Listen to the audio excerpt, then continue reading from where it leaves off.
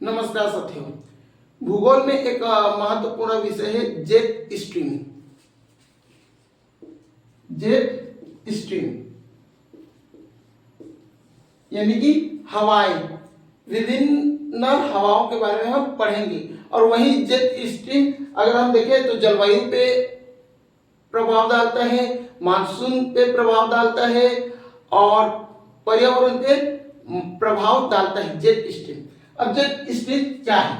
तो jet stream क्या है इसके बारे में हम पहले समझते हैं। तो यह एक ऐसी धाराएं है हवा का जो बहते रहता है।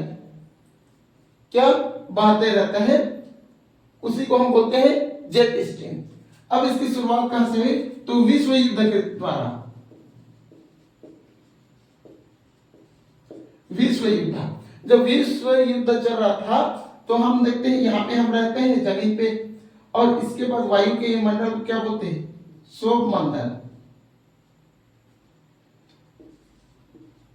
शोभ मंडल। तो शोभ मंडल में के समय जो विश्व युद्ध के समय फाइटर जेट उड़ा करते थे इधर से मार के चले, तो यहाँ पे उनको कुछ हवाओं का क्या हुआ? प्रभाव देखने को मिला। तो उन्होंने यही फाइटर जेट के नाम से जेट स्ट्रीम इसका नाम रख दिया। जेट स्ट्रीम इसका नाम रख दिया। अब जेट स्ट्रीम की एक खासियत समझते हैं। तो यह सौरमंडल से नीचे,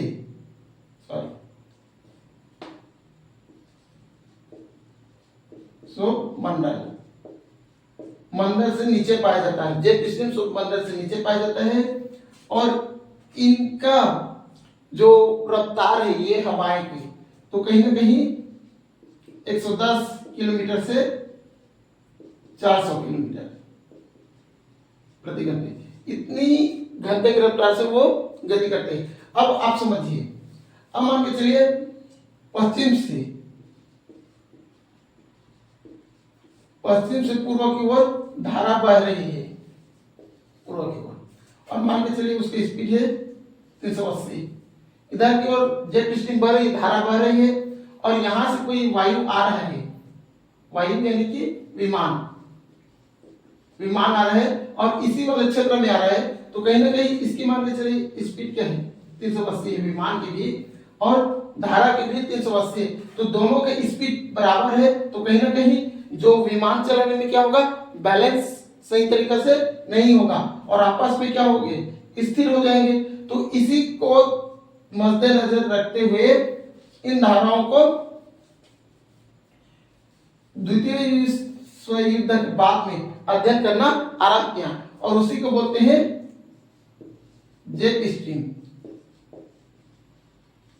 जेट स्ट्रीम। अब जेट स्ट्रीम हर क्षेत्र क्या हो सकता है? अलग हो सकता है और विश्व तौर पे अलग हो सकता है। अब हम देखते हैं भारत।